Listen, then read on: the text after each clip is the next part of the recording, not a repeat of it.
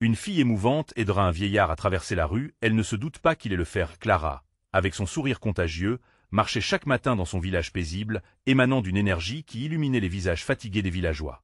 À seulement 14 ans, elle avait compris l'importance des liens humains, enseignés par son père boulanger. Ce matin-là, la rosée scintillait sur l'herbe comme un tapis de diamants, mais un sentiment de mélancolie flottait dans l'air. Sa route quotidienne la mena vers le parc où, comme d'habitude, elle salua Mademoiselle Berthe et Monsieur Martin, mais son regard s'attarda sur un banc isolé où Monsieur Dupont, un vieillard à l'allure abattue, semblait perdu dans un océan de pensées sombres. Intriguée par la tristesse qui émanait de lui, Clara s'approcha doucement. « Bonjour, Monsieur Dupont. Puis-je vous aider à traverser la rue ?» Sa voix était douce, empreinte de l'empathie que son père lui avait inculquée. À cet instant, elle ne savait pas que ce geste simple allait déverrouiller une porte vers des souvenirs enfouis, des luttes et des sacrifices. Le regard de Monsieur Dupont s'éclaircit, et un léger sourire apparut sur son visage ridé. Et elle accepta avec gratitude. Ensemble, ils traversèrent, et Clara entendit son histoire. D'un ton âgé mais chargé de fierté, il évoqua son passé, son service pendant la guerre. Ce qu'elle ignorait, c'est qu'à chaque mot, il lui révélait non seulement l'histoire d'un homme, mais celle d'un pays façonné par la guerre et la bravoure. Des larmes de fierté et de respect brillaient dans les yeux de Clara. Chaque parole le reliait à ses rêves, ses désirs, à l'honneur perdu. Cependant, la magie de ce moment fut soudain perturbée par un passant. Un homme, amer, avec un regard glacial, s'interposa brusquement. « Regarde-le. Un vieil homme qui a gâché sa vie à suivre des ordres. Pourquoi pleurer pour un débris du passé ?» Ces mots frappèrent Clara comme une gifle. La colère et l'indignation grondèrent en elle, soudain éveillée par l'injustice de ce jugement. Elle balaya la tristesse du visage de Monsieur Dupont et se trouva face à l'inacceptable. Comment quelqu'un pouvait-il réduire cet homme à des mots si durs, alors qu'il avait tout donné pour son pays? Clara, tremblante mais résolue, se dressa. Monsieur Dupont est un héros. Son sacrifice mérite respect, pas mépris. Sa voix s'éleva, vibrant d'une émotion brûlante, tandis que la vérité de ses mots provoquait un murmure parmi les villageois qui s'étaient rassemblés autour d'eux, soudain arrivés à la scène. Avant de continuer, je dois vous avertir de quelque chose d'important qui se passe. YouTube a fait des changements dans le système et beaucoup de personnes perdent les notifications des chaînes qu'elles suivent. Si vous aimez le contenu, cliquez sur la clochette et marquez « Toutes les notifications » pour ne pas rater les prochaines vidéos. Et si vous pouvez laisser un like, ça m'aide énormément avec la portée sérieusement. Ça fait la différence. Ah, dites-moi dans les commentaires d'où vous regardez. J'ai toujours la curiosité de savoir qui est de l'autre côté de l'écran. Maintenant continuons. Un silence pesant s'installa. Les regards, des abords biaisés, commençaient à changer. Il voyait l'humanité derrière la détresse de Monsieur Dupont, une vie de sacrifice qui respirait à travers chaque ride de son visage. Clara, en défendant cet homme de valeur, ne se contentait pas de faire entendre une voix, mais d'affirmer une lutte collective pour la dignité. Comment donner une chance à ces histoires oubliées, à ces luttes qui continuent de vivre chez les anciens? Madame Séverine, une octogénaire, souvent oubliée et ignorée, leva son regard fatigué vers Clara. Un scintillement d'espoir dansait dans ses yeux. Tout autour, les murmures de désaccord se transformaient lentement en un élan de compréhension, tandis que Monsieur Dupont se redressait sur son banc, comme s'il avait grandi. Sous le poids de leur attention, Clara comprit alors qu'elle portait une responsabilité bien plus grande que son simple désir d'aider. Son cœur battait à tout rompre avec la force du changement, laissant présager que cette journée marquerait le début d'une reconnexion précieuse avec leur histoire collective. Les murmures s'éteignirent lentement, et un respect palpable envahit le parc. Clara, les joues rougies par l'émotion, sentit une vague de chaleur l'envahir. Chaque regard posé sur elle, soutenu par Monsieur Dupont, créait une toile de solidarité.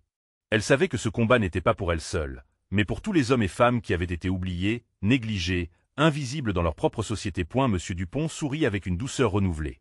Ses yeux brillaient comme s'il retrouvait une lueur de vie et de dignité. « Merci, mademoiselle. C'est un geste qui réchauffe le cœur, » dit-il alors, sa voix tremblante mais ferme. Clara se sentit forte, le poids des injustices et des préjugés lourds mais réalisables à porter. Elle rassembla une toute nouvelle énergie, animée par la fusion de la reconnaissance et de la révolte. Mais elle savait aussi qu'il ne s'agissait que d'un début. Loin de là.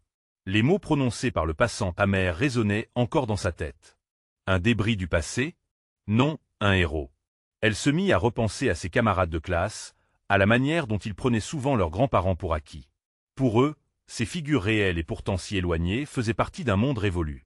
Elle avait l'impression de devoir leur montrer la beauté des histoires et des luttes qui avaient façonné leur vie et leurs valeurs. Sans réfléchir, Clara s'avança, attirant à nouveau l'attention.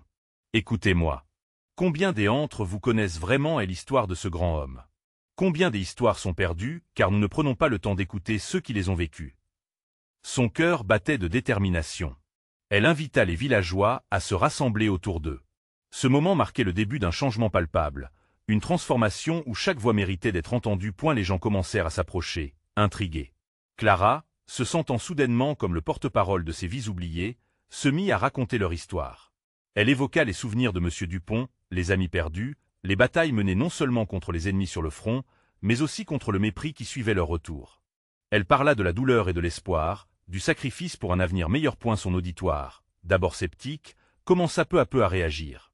Un vieil homme du fond, qui ressemblait à un lointain reflet de M. Dupont, murmura son approbation. « C'est vrai, ma fille. Nous avons tant d'histoires à raconter, mais nous avons besoin d'un cœur pour écouter. » D'autres acquiesçaient, les voix s'élevaient, chantant la même mélodie, celle d'une communauté en quête de son histoire. Le vent, qui jusqu'alors semblait emporter le chagrin, se transforma en une douce brise. Clara observa les visages changer, s'éclaircir, prêts à s'engager. Il y avait une connexion se tissant, non pas à travers le silence, mais à travers la voix unie qui se levait dans le parc. Clara, émerveillée par cette force, se sentait de plus en plus responsable de faire vivre cette haine du passé. Chaque cœur battait à l'unisson, chaque histoire, un écho dans un univers partagé. Elle savait qu'une étincelle avait été allumée, une communauté qui se redécouvrait, un lieu de mémoire où chacun avait sa place. Monseigneur Dupont, également touché par cette magie, prononça d'un air solennel. Avec des jeunes comme Clara, nos histoires ne seront jamais oubliées. Une pensée germa dans l'esprit de Clara. Que se passerait-il si cela allait plus loin?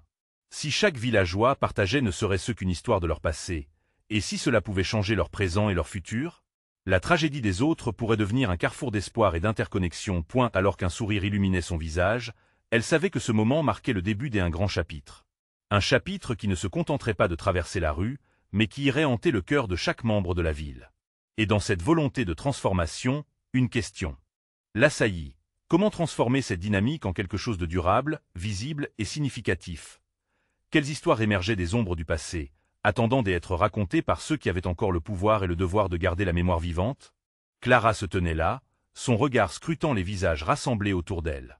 Les yeux de chacun brillaient d'une lueur nouvelle, un mélange d'excitation et de curiosité. La farine des années passées, les rires étouffés et les larmes séchées sur leurs joues, tous semblaient prêts à lever le voile de leurs souvenirs et à laisser éclater ce qui avait été étouffé trop longtemps. M. Dupont, le vénérable témoin des cicatrices laissées par l'histoire, se leva lentement. Son dos courbé par le poids des années, mais aussi par la fierté des souvenirs encore vifs. « Je me souviens des nuits lorsque nous étions jeunes, conquérants, commença-t-il d'une voix vibrante. Les chants, les camaraderies, et aussi les peurs d'un lendemain incertain. Écoutez. Chaque mot qu'il prononçait creusait de nouveaux sillons dans la terre fertile de leur communauté. Qui d'autre pouvait délivrer une telle sagesse? Clara sentait que les autres villageois commençaient à s'unir autour de cette scène, unis dans leur désir de connaître leurs racines. Le vieil homme poursuivit. Il est crucial de ne pas oublier d'où on vient. Nous avons tous nos blessures, mais elles sont aussi des marques de résilience. Ces paroles s'envolaient tel un doux murmure porté par le vent, touchant les cœurs comme une caresse. Au fur et à mesure qu'il parlait, Clara remarquait des femmes aux mains rêches essuyer la poussière d'un passé révolu et des hommes rigides se tendre, se défaire du poids qui pesait sur leurs épaules. Et alors une femme du premier rang, la petite Monique, s'exclama. « Et moi, j'y ai aussi une histoire. Quand j'y étais enfant, ma mère, elle m'a toujours raconté comment elle a fui notre village pour sauver notre famille. » Son regard laiteux perçait le mur de silence. D'un coup, une autre voix, celle de Paul, un jeune homme d'une vingtaine d'années, s'éleva dans l'assemblée. « Mais pourquoi ne nous parlons-nous jamais de cela? Pourquoi ces histoires sont-elles enfermées dans les murs de nos maisons? » Clara pouvait sentir l'urgence de trouver une réponse flottant dans l'air. Monsieur Dupont, prenant la parole avec conviction, répondit. « Tant que nous garderons nos récits enfouis dans nos âmes, comment pourrons-nous bâtir à l'avenir? Écoutez vos voix, elles sont la fondation de votre histoire. Si vous commencez à parler, alors peut-être que la lumière pourra pénétrer ces vieux murs. » Une vague de compréhension, comme un souffle chaud, parcourut l'auditoire. Clara pouvait presque sentir la transformation s'opérer, comme une renaissance. Ces histoires, même les plus dures, étaient le ciment d'une communauté nouvelle, plus forte, qui refusait l'oubli. Chacun à son tour commença à partager, et la communauté écoutait. Les récits s'entremêlaient, tissant une tapisserie colorée de souvenirs, de rires et parfois de larmes.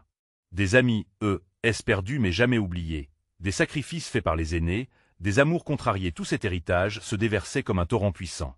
Clara réalisait avec chaque minute qui passait que ce qu'elle avait commencé était bien plus qu'un simple échange de récits. C'était une guérison collective. Alors qu'elle regardait les visages radieux autour d'elle, une pensée traverse son esprit. Que se passerait-il si elle et il prenaient ces histoires et les transformaient en quelque chose de tangible, quelque chose qui pourrait vivre au-delà de ce moment? Idéas, cette fresque, ces partages pouvaient donner naissance à un véritable élan de vie dans leur ville. Dans cette lueur des optimismes, la voix de Clara s'éleva une nouvelle fois, emplie de passion. Que diriez-vous de créer un projet ensemble? Un livre des histoires de notre village, un lieu où chaque voix pourra trouver écho. Nous pourrions donner vie à notre mémoire, la transmettre aux générations futures. Le silence apaisé laissa place aux applaudissements, et les sourires s'étendirent sur les visages familiers. Mais alors qu'un élan massif de joie s'emparait du groupe, Clara sut aussi qu'une ombre subsistait. Une question, irrésistible, flottait dans son esprit. Pourrait-il vraiment surmonter le poids des non-dits du passé? Avait-il le courage d'affronter leur vérité? Les histoires s'intensifiaient alors qu'un frisson parcourut l'assemblée. Le voyage ne faisait que commencer. Quelle révélation encore restait à découvrir? Les applaudissements résonnaient encore dans l'air, tel un écho d'espoir, lorsque Clara cligna des yeux, réalisant que son cœur battait à une cadence différente. Le projet qu'elle proposait n'était pas simplement un livre, c'était un pont entre le passé et l'avenir. Mais l'enthousiasme s'accompagnait d'une pression, comme une boule dans son ventre. Monsieur Dupont, le sourire élargi par l'adrénaline du moment, se tourna vers Clara et demanda « Et comment allons-nous commencer? Chaque voix compte, mais il nous faut une direction. » Son regard était pétillant, guidant les autres à réfléchir ensemble.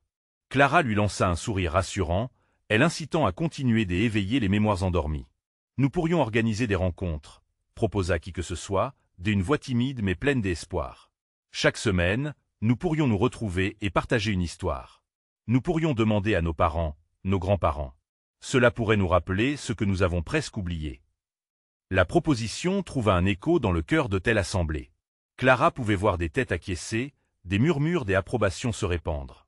C'était bien là l'élan dont leur communauté avait besoin. À chaque rencontre, les visages s'illumineraient un peu plus, et les souvenirs nourriraient le sol déjà frémissant d'un renouveau. Mais alors que l'énergie s'accumulait, une ombre dans un coin de la pièce attira l'attention de Clara. C'était Émilie, une jeune fille solitaire habituée à rester à l'écart. Ses yeux brillants étaient pleins de ressentiment. « Mais que dire de ceux d'entre nous qui n'ont pas d'histoire? Les souvenirs de mes parents sont amers, et ceux de mes grands-parents trop douloureux, » s'exprima-t-elle. Clara ressentit une pincée au cœur. « Émilie, ton histoire compte. Elle fait partie de notre parcours. Nous avons tous des cicatrices. C'est en partageant la douleur que l'on commence la guérison. » Le regard troublé d'Émilie s'adoucit légèrement. Une prise de conscience lentement se révélait dans ses prunelles. Peut-être que le partage des histoires n'était pas seulement une célébration, mais une manière d'affronter ensemble les blessures, de construire quelque chose de plus fort. Monsieur Dupont intervint. Chaque expérience est un éclat de lumière. La douleur révèle aussi une vérité, nous devons l'accueillir pour avancer. Ces mots renforcèrent le sentiment d'acceptation. Clara pouvait sentir les bras de la communauté s'ouvrir pour englober chaque histoire. Aussi chargée d'amertume soit-elle. Après des autres suggestions, Clara, réchauffée par la flamme d'espoir autour d'elle, proposa de commencer la première rencontre dès la semaine suivante. Des feuilles de papier oubliées ainsi que des crayons apparurent, chacun esquissant une première ébauche d'histoire à partager. Les conversations prenaient de telle ampleur, entrecoupées de rires et de regards complices. À cet instant précis, Clara se sentit vibrante d'une force collective. Elle réalisa que ce qu'elle avait imaginé devenait maintenant une réalité palpable, un mouvement qui, comme une rivière, s'écoulerait lentement mais sûrement vers un avenir riche en récits. Les villageois, rassemblés dans la lumière décroissante du jour, arpentaient la ligne fragile entre leur souffrance et leur mérite.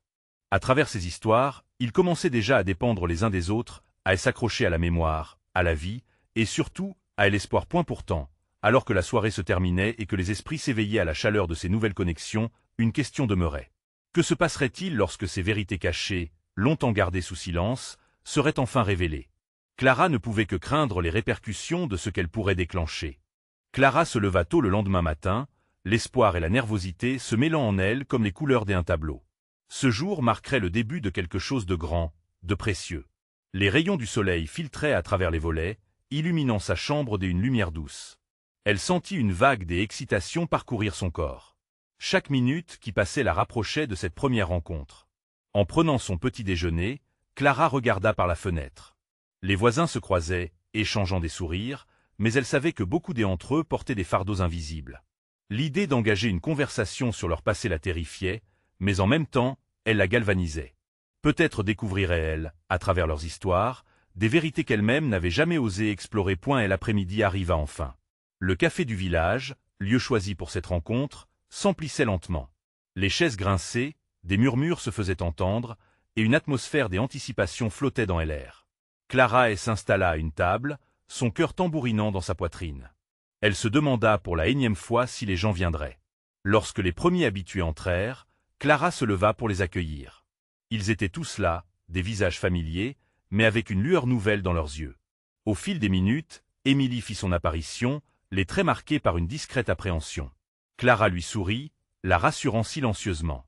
La jeune fille s'installa avec un soupir, choisissant une place près de Clara, comme une encre dans cet océan des incertitudes. Monsieur Dupont prit la parole en premier.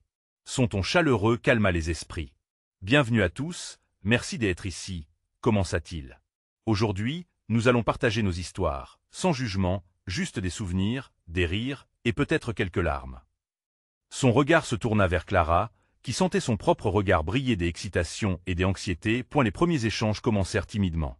Une vieille dame parla d'un amour perdu pendant la guerre, sa voix tremblante mais empreinte de passion. Clara écoutait attentivement, chaque mot chantant une mélodie des émotions tissées à travers le temps. Les histoires s'égrenaient, certaines douces, des autres amères, mais toutes tissaient un lien entre ces âmes, unissant passé et présent. Puis, c'était au tour d'Émilie. Clara ne pouvait s'empêcher de la regarder, fascinée par le courage que la jeune fille semblait trouver. Émilie se leva lentement et balbutia. « Je ne sais pas si ma voix compte, mais je veux partager ce que j'y ai ressenti chaque fois que quelqu'un ignorait ma douleur. » Elle parla des souvenirs douloureux de sa famille, un récit chargé de lourdes vérités. Les mots tombèrent comme des perles sur le sol, chacun des résonnant avec les autres. Les larmes aux yeux, Clara réalisa que la douleur d'Émilie touchait le cœur de chacun. C'était bien plus qu'une simple rencontre. C'était une catharsis collective. Les murmures d'encouragement, les mains qui se serraient, tout cela créait une bulle d'empathie et de compréhension. À mesure que la rencontre progressait, Clara comprit que ces histoires n'étaient pas juste des souvenirs, mais des clés pour ouvrir des portes longtemps fermées. Une vague d'émotions l'envahit, alors qu'elle imaginait l'impact que cela aurait sur leur communauté. Un nouvel espoir commençait à germer, un clivage en train de se refermer. D'un coup, la lumière du café parut plus éclatante. Cependant, une ombre plana au-dessus de la pièce. Qui d'autre serait prêt à partager des vérités enfouies, à risquer l'exposer de blessures anciennes? La question restait en suspens, et Clara, bien que touchée par la force de leur union, redoutait la fragilité des âmes. Alors, elle lança au groupe avec douceur. Qui oserait la prochaine étape? Plonger plus profondément dans nos histoires, même celles que nous n'avons jamais osé dire. La salle se remplit d'une attente électrique. La promesse d'autres. Révélation, la possibilité de transformations inattendues, flottait dans l'air comme une promesse inexprimée. Clara savait qu'elle ne dure pas longtemps à s'épanouir, mais elle se demandait, que adviendrait-il lorsque ces histoires dévoileraient des vérités cachées que beaucoup préféraient ignorer? Monsieur Dupont, le regard brillant d'un mélange de détermination et de douceur, réunit le groupe. « Je crois que beaucoup d'entre nous hésitent encore à s'exprimer, » dit-il, brisant le silence chargé qui pesait sur la salle. « Mais souvenez-vous, ici, il n'y a pas de jugement. Chaque histoire est une lumière qui peut éclairer un chemin. » Clara se tourna vers Émilie, son cœur serré à la pensée de ce que la jeune fille avait partagé. Chaque personne dans la salle avait un poids à porter, une histoire à dévoiler, mais elle restait toute figée, comme des arbres en hiver attendant le printemps pour renaître. Elle se leva alors, inspirant profondément. « Je vais essayer, » dit-elle d'une voix tremblante. « Je ne suis pas sûre d'être aussi courageuse que Émilie, mais il y a des choses que je n'ai jamais vraiment partagées, même avec mes amis. » Il y eut un frémissement dans l'assemblée, un murmure de surprise. Clara poursuivit, sa voix se renforçant. « Quand j'y étais petite, j'ai perdu quelqu'un de cher. Un homme, un ami de la famille. Je ne comprenais pas ce qui se passait à l'époque. Mais en grandissant, la douleur ne m'a jamais vraiment quitté, et je n'ai jamais eu l'occasion d'en parler, jusqu'ici. » Elle ferma les yeux un instant, rassemblant ses pensées et ses souvenirs douloureux. « Cela me hante, parfois, même dans mes rêves. Je cherche encore à comprendre pourquoi il est parti, pourquoi le monde continue de tourner alors que je me sens si perdu. » Des larmes perlaient au coin des yeux de Clara, dévoilant une vulnérabilité qui touchait tout le monde. La salle était un océan d'émotions, et chacun retenait son souffle, comme si une simple parole de trop pouvait briser la tension flottante. Monsieur Dupont l'encouragea d'un geste apaisant. « Merci, Clara, pour ta bravoure. Ces moments peuvent être difficiles, mais c'est dans cette vulnérabilité que nous trouvons notre force. » Julien, un jeune homme dans le coin, s'avança alors prudemment. « J'y aimerais ajouter quelque chose, » dit-il, sa voix saccadée. « Je comprends ce que tu ressens. J'ai perdu ma sœur dans un accident, et pendant des années, je n'ai pas osé en parler à qui que ce soit. Mais entendre ta voix aujourd'hui me réchauffe. Ça me fait réaliser que je ne suis pas seul. » Des hochements de tête approbateurs et des murmures des encouragements résonnèrent dans la pièce. L'atmosphère commença à se transformer, la magie de ce partage amorçant une guérison collective. Les histoires continuaient à jaillir, des éclats de rire alternant avec les larmes, toutes unies par le même fil d'humanité, la profondeur des sentiments exposés de manière impudique sous la lumière des confidences. Chacun trouvait le courage de plonger dans ses souvenirs, et comme la soirée avançait, Clara sentait un poids se lever de son esprit. Le mélange de douleur et de solidarité se révélait cathartique. Les visages, tout d'un coup, n'étaient plus seulement des silhouettes familières, mais devenaient des âmes avec leur propre monde, leur propre lutte. C'était une toile vivante des émotions, chaque coup de pinceau créant des nuances et des contrastes qui, ensemble, formaient une image d'espoir. Clara se demandait avec anticipation qui aurait le courage de parler ensuite, et si ces échanges pourraient vraiment sceller une nouvelle dynamique au sein de la communauté. Mais l'un des participants, un homme âgé, leva légèrement la main, et un silence expectatif s'installa dans la salle. Sa voix tremblait. Mais il commença à partager une histoire de son enfance, un récit perdu entre les années de la guerre et la renaissance d'un rêve. Clara sentit une énergie palpable. Ici, des vérités se dérobaient, et des promesses de renouveau émergeaient. Mais en partageant cette intimité, quel impact cela aurait-il sur chacun d'eux? La fragilité de leurs histoires ferait-elle émerger des vieux démons ou les pousserait-elle à avancer ensemble, main dans la main? Clara ne pouvait qu'attendre avec impatience la suite de cette soirée marquante. De mieux en mieux, leur aventure ne faisait que commencer, et le thème du lendemain se dessinait déjà, plein de promesses et de mystères à dévoiler. Qui d'autre oserait encore plonger dans ses souvenirs enfouis?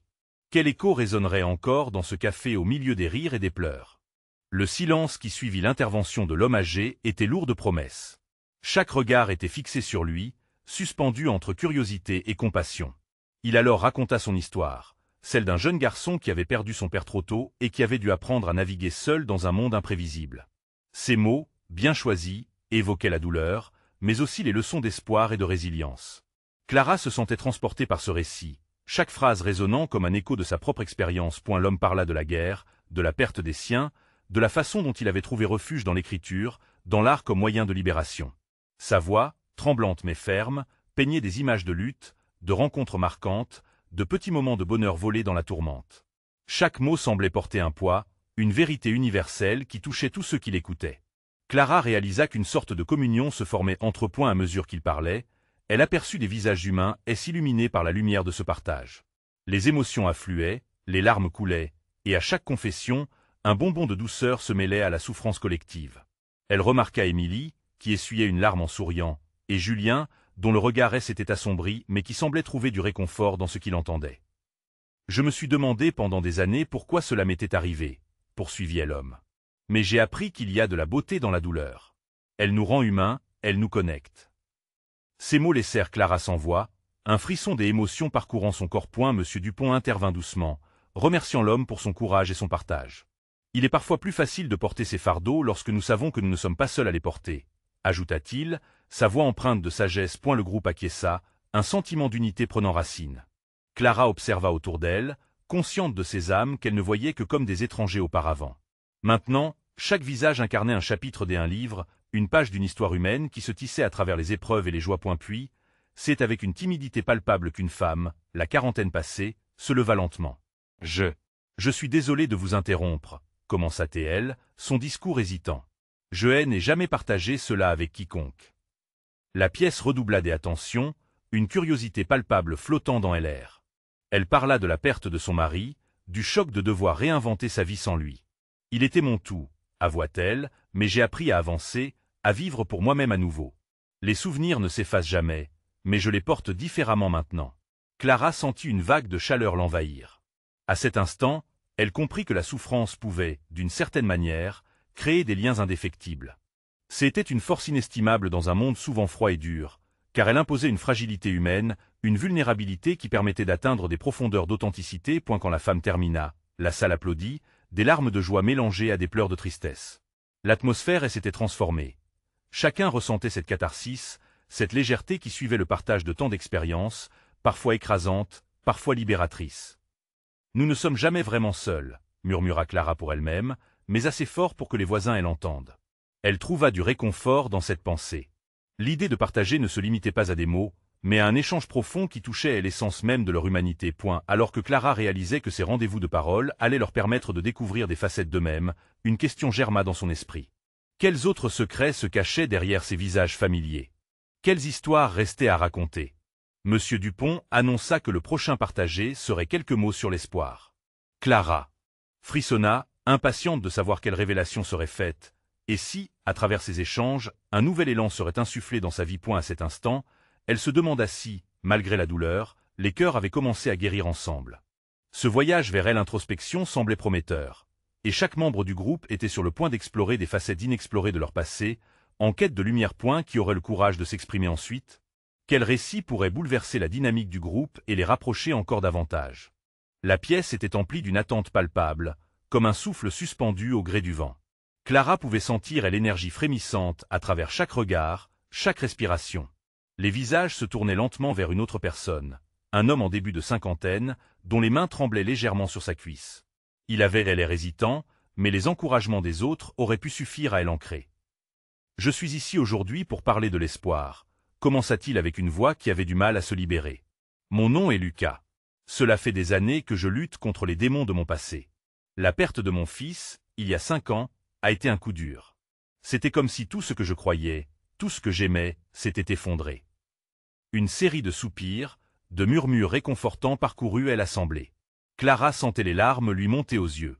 Elle savait ce qu'était la perte, mais entendre Lucas parler de son expérience apportait une nouvelle perspective, un réalisme brut qui transperçait le cœur. « J'ai failli sombrer, » poursuivit Lucas, sa voix devenant plus forte malgré son émotion. Dans la tristesse, le désespoir. Je ne voulais plus voir personne. Mais un jour, sur le balcon de mon appartement, j'ai vu un oiseau. Il chantait, joyeusement, malgré la tempête qui grondait. Ce moment a été une révélation. Il aime à rappeler que, même dans les pires moments, il y a toujours un éclat de lumière. Ses yeux brillaient de passion avec chaque mot qu'il prononçait. Les membres du groupe l'écoutaient attentivement, suspendus à cette image d'espoir. Clara pouvait sentir une nouvelle vague d'énergie se répandre dans la salle. La souffrance était présente, mais elle était teintée d'un éclat d'espoir nouveau.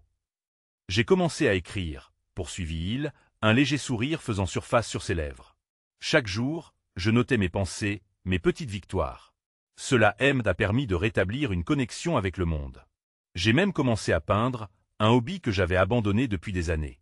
C'était comme si je redécouvrais une partie de moi-même. » Les gestes de Clara trahissaient son enthousiasme. Elle voulait lui parler, lui dire combien son expérience résonnait avec elle. La salle bouillonnait de compréhension, comme un océan de vagues de soutien qui submergeait Lucas. « Il est difficile de trouver des raisons de continuer par moments, mais j'ai compris quelque chose de fondamental. L'espoir n'est pas l'absence de douleur, mais la capacité de reconnaître la beauté, même lorsque tout semble sombre, » assura-t-il, sa voix chargée d'une force qu'elle ne pouvait ignorer. À cet instant, les mots de Lucas s'accrochaient à chaque personne présente. Clara ressentit une chaleur dans sa poitrine, comme une promesse silencieuse. Son cœur se mit à battre plus vite. Elle se sentait prête à regarder sa propre douleur en face et à la transformer en quelque chose de précieux. Elle savait que chacun, là, ressentait cette évance, ce souffle d'espoir qui les unissait encore plus. Puis, un silence s'installa, une compréhension profonde flottant dans l'air. Monsieur Dupont, le regard empreint de sagesse, prit la parole. « Vos mots résonnent en nous, Lucas. Ils sont comme des phares éclairant la nuit noire que nous avons souvent traversée. L'espoir est une lumière que nous pouvons allumer ensemble. » Les applaudissements éclatèrent dans la salle, une vague de gratitude collective pour le partage de Lucas. Son histoire, telle une bouffée d'air frais, avait balayé les ombres, laissant place à une lumière nouvelle. Clara se promit de ne pas laisser cette opportunité s'échapper. Elle devait parler, partager elle aussi. Les mots se bousculaient dans sa tête. Mais un léger doute s'empara d'elle. Comment pouvait-elle contribuer à ce tapis riche de récits alors qu'elle se sentait parfois si perdue? En regardant autour d'elle, elle réalisa qu'elle n'était pas seule. Chaque personne partageait ses luttes et ses rêves, et bientôt, elle sait que la force collective pourrait lui apporter la clarté dont elle avait besoin pour avancer. Et la prochaine histoire, peut-être, serait la sienne. Mais quel message souhaiterait-elle transmettre? Cela prendrait du temps, mais elle savait que chaque mot serait une étape vers la guérison. À cet instant précis, tandis que le groupe reprenait son souffle, une question se profila dans l'esprit de Clara. Quelle vérité fallait-il encore mettre en lumière pour embrasser cette nouvelle vision de tel espoir? Qui serait le prochain à déballer ses émotions et à illuminer leur chemin? L'assemblée se dispersait lentement après la rencontre. Les visages rayonnaient d'une lumière nouvelle, et Clara sentait cette énergie vibrante l'envahir. Mais peu à peu, l'exubérance cédait la place à une appréhension sourde, une crainte persistante de prendre la parole. Alors qu'elle se levait, elle jeta un regard furtif vers Lucas. Il était entouré de personnes qui souhaitaient le remercier pour son témoignage. Clara hésita, son cœur battant la chamade. Elle tâtonna les mots dans son esprit, mais ils ne fusaient pas. Autour d'elle, les échanges étaient chaleureux, mais elle se sentait comme une observatrice, une étrangère à ce tableau de renaissance. Une voix familière l'appela. Clara. C'était Marianne, elle amie de longue date qui lui avait conseillé de venir. Tu n'as pas encore pris la parole. Que est-ce qui t'arrive? Clara baissa les yeux. J'y aimerais, mais je ne sais pas par où commencer. Je ne suis pas comme Lucas. Marianne prit sa main, la réconfortant. Chacune de nos histoires est unique, Clara. Et l'important, c'est ce que tu ressens. Et n'hésite pas à partager tes pensées. Nous sommes tous ici pour ça. Ces mots résonnèrent en elle. La force du groupe l'entourait, une couverture douce qui l'invitait à s'ouvrir. Elle prit une profonde inspiration. Peut-être que je devrais commencer par le début, par ce qui m'a amené ici aujourd'hui par ma propre tempête, murmura-t-elle dès un coup d'un seul, l'assemblée retrouva son attention, et plusieurs visages se tournèrent vers elle. Leur regard était accueillant, prêt à l'écouter. Il y a quelques années, j'y ai perdu ma mère, commença Clara, la voix tremblotante mais déterminée. Une perte qui m'a laissé dans un vide immense. Je me suis enfermé dans le silence, pensant que mes sentiments étaient trop lourds à partager. Je pensais que je devais être forte. Mais quand tu es trop fort, tu commences à vivre dans l'ombre. Des larmes émergèrent, mais elle continua, libérant ce poids gravé dans son cœur. Je me suis éloigné de tous. J'y ai perdu le contact avec mes amis, j'y ai abandonné mes passions. Je pensais que cela me protégerait de la douleur, mais en réalité, je me suis fait du mal. En parlant, elle vit des têtes acquiescées. Cela lui donna du courage. Un jour, j'y ai croisé un petit garçon qui peignait dans un parc. Ses couleurs étaient vives, sa joie contagieuse. Cela m'a frappé. Il ne se souciait pas des ténèbres. Il vivait tel instant. Ce moment m'a poussé à réfléchir. S'il lui peut trouver de la lumière, pourquoi moi, adulte, je ne le pourrais pas? L'assemblée respirait, une vague collective d'émotions enveloppant chacun. J'y ai commencé à écrire, comme Lucas, ajouta-t-elle avec un léger sourire, rendant hommage à l'homme qui l'avait inspiré. J'y ai écrit mes peurs et mes espoirs, mes doutes et mes rêves. Et peu à peu, la lumière est réapparue. Je comprends maintenant que ma douleur fait partie de moi, mais elle ne doit pas me définir. Des applaudissements surgirent à nouveau, une vague de soutien réconfortante. Les membres du groupe, véritables âmes en quête d'espoir, avaient été touchés par ces mots sincères. Clara ressentit un mélange d'émotions, la libération et la gratitude pour le chemin qu'elle avait commencé à embrasser. Lucas, observant, et s'approcha doucement. C'est magnifique, Clara. Merci de partager ça. Chaque voix compte. Ton histoire est précieuse. Ensemble, nous avons le pouvoir d'illuminer l'obscurité. Un frisson parcourut son corps. Elle avait enfin osé briser le silence qui l'étouffait. À ce moment, Clara sut qu'elle n'était plus seule. Entre les sourires et l'émotion palpable, une idée germa en elle. Peut-être qu'un jour, ce qu'elle avait vécu pourrait également guider des autres à trouver leur propre lumière. En quittant la rencontre, une résolution nouvelle s'ancra en elle. Clara savait qu'elle avait encore un long chemin à parcourir, mais une question se forma dans son esprit. Quel héritage souhaitait-elle bâtir au travers de son histoire? Qui aurait besoin d'un visage réconfortant dans le temps à venir? Alors qu'elle se perdait dans ses réflexions, une silhouette familière apparut au loin. Qui serait celui qui changerait le cours de son chemin une fois de plus? La lumière du matin se levait sur le village alors que Clara se tenait au bord du lac, le visage tourné vers le reflet scintillant des rayons dorés. La rencontre d'hier résonnait en elle comme un écho lointain, vibrant d'une force nouvelle. Elle avait vu les visages de ses voisins se transformer, leur cœur s'ouvrir. Les histoires qu'ils avaient partagées avaient tissé une toile précieuse, unissant toute la communauté dans un élan de solidarité inattendu. Respirant profondément, Clara se remémorait les paroles de M. Dupont, tout en reconnaissant qu'elle avait aussi besoin de creuser plus profondément dans son propre passé. La douleur de la perte de sa mère, qu'elle avait si longtemps enterrée, n'était plus un poids à porter, mais une réalité à accepter. Ses larmes, mûries par les récits des autres, commençaient à se transformer en chaleur et en compassion. Chaque mot prononcé la rapprochait un peu plus de ses vrais sentiments. Elle s'imaginait déjà à la prochaine rencontre, pleine d'entrain, prête à encourager d'autres à s'ouvrir. Si la première rencontre avait été cathartique, la suivante promettait d'être encore plus intense. Clara savait que leurs histoires individuelles n'étaient que le début d'une rédemption collective. Peut-être que cet élan de voix pouvait non seulement guérir, mais aussi éclairer le chemin d'autres villageois qui ne savaient même pas qu'ils aspiraient au changement. Soudain, une silhouette familière s'approcha. C'était Émilie, elle l'air déterminée, avec un regard résolu. « Clara, peux-tu m'aider » demanda-t-elle, une lueur de nervosité et d'espoir dans ses yeux. « J'ai pensé à ce que nous avons partagé hier soir. Je veux parler au groupe aussi, mais j'ai besoin d'aide pour formuler mes pensées. » Clara, touchée par le courage des Émilie, acquiesça avec enthousiasme. « Bien sûr, parlons-en ensemble. » Les deux filles s'assirent sur un banc face au lac, le murmure de Hello ajoutant une sérénité douce à leur conversation. « Je ne veux pas seulement raconter ma douleur, mais aussi la lumière qui est réapparue dans ma vie, » confia Émilie, son souffle se faisant plus régulier. « Je pense à ma mère, à ses échecs, à son courage, et à tout ce que j'y ai appris en l'observant. » Clara sentit une puissante connexion avec Émilie. C'est exactement ça. History n'est pas juste douleur, elle est aussi une source d'apprentissage. C'est aussi ça, est l'espoir. Lentement, les mots s'égrenaient entre elles, des phrases formant un récit que ni l'une ni l'autre ne pensait un jour pouvoir partager. Peu à peu, l'anxiété des Émilie se dissipa et les tensions de Clara se résolurent. Elle réalisait qu'elle n'était pas seule dans leur lutte, qu'elle faisait partie d'un cercle grandissant de voix implorant d'être entendues. À au fur et à mesure que la semaine avançait, l'enthousiasme dans le village grandit. Les villageois anticipaient la prochaine rencontre, chacun se préparant à partager ses propres récits. Clara vit des affiches accrochées sur les murs du café, annonçant une soirée dédiée à l'espoir, un espace pour raconter comment chacun avait surmonté des épreuves.